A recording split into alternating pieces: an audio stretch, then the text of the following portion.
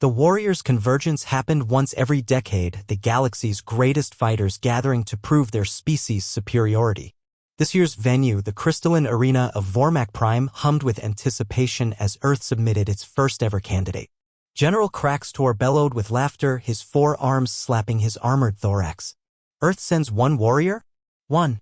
His compound eyes swept the assembled champions. The Vorthans send their blade dancers, the ethereal spring-mind warriors. And Earth sends a single human in pajamas. The figure standing in Earth's designated platform was indeed wearing what looked like black cloth wrappings. No power armor, no energy shields, no visible weapons. Simply a human in traditional garb, face covered except for dark eyes that betrayed nothing. Perhaps they misunderstood, suggested Champion Velex of the Skorathi, electricity crackling between his biometal spines. This is combat, not a cultural exhibition. The human remained motionless as announcements echoed through the arena. Kuroda had trained since childhood in her family's ancient school, one of the last to maintain the true ways. When Earth needed a warrior for the convergence, they didn't send their strongest or their fastest. They sent their shadow. First match, the arbitrator announced. Earth versus Thrax Empire. The Thraxian champion was a behemoth 12 feet of genetically enhanced muscle and bone, wielding energy axes in each of his 6 hands. He'd never lost a bout, crushing opponents with overwhelming force.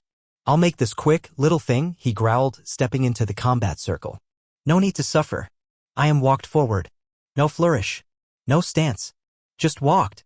The Thraxian charged like an avalanche, axes weaving deadly patterns. The crowd leaned forward, expecting to see the human reduced to atoms. She wasn't there. Not dodging. Not blocking. Simply absent from where the axes fell. The Thraxian spun, confused. Stood behind him, still walking that same measured pace. He attacked again. Rage-fueled strikes that shattered the arena floor. Each one finding empty air. To the crowd, it looked like the human was teleporting. The high-speed cameras told a different story. She was reading his movements before he made them, positioning herself in the spaces between his attacks. "Fight me," the Thraxian roared. I am, said softly. The giant stumbled. When had she placed those small objects on his armor? Tiny papers with strange symbols. He reached to tear them off. The explosion wasn't from the papers. It was from his own armor's power core, somehow overloaded. The Thraxian collapsed, emergency systems engaging to keep him alive. Had never touched him, yet his own equipment had betrayed him. "Victory, Earth," the arbitrator announced, confusion evident. The next opponents came with caution. The Vorthan blade dancer, whose 4 swords moved faster than sound. Fought with shadows. Multiple images of herself appearing and vanishing, the real one impossible to identify until the dancer found himself wrapped in his own weapons, joints locked by precise pressure point strikes he never saw coming. The ethereal mind warrior tried to crush her thoughts. Found only emptiness, a meditation so deep his psychic attacks reflected back, leaving him comatose from his own mental assault. Champion after champion fell. Not to superior strength or speed, but to an art they couldn't comprehend. Used their power against them, turned their advantages into weaknesses, won battles before they began. The final match pitted her against the defending champion, Warlord Zektal of the Hegemony Guard. Infamous for adapting to any fighting style, for being undefeatable in single combat.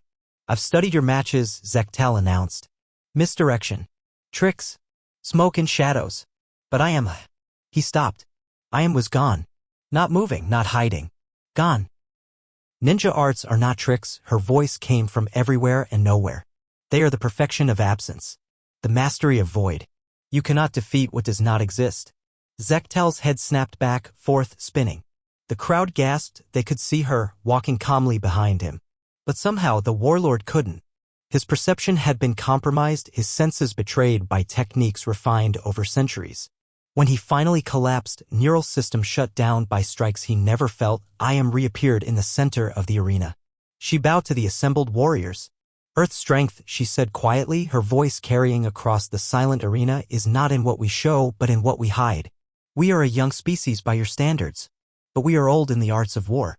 And some arts are best kept in shadow." The warriors' convergence ended with Earth holding the championship. Not through overwhelming force or advanced technology, but through an ancient art the galaxy had never imagined. They'd laughed at Earth's single warrior. None were laughing now.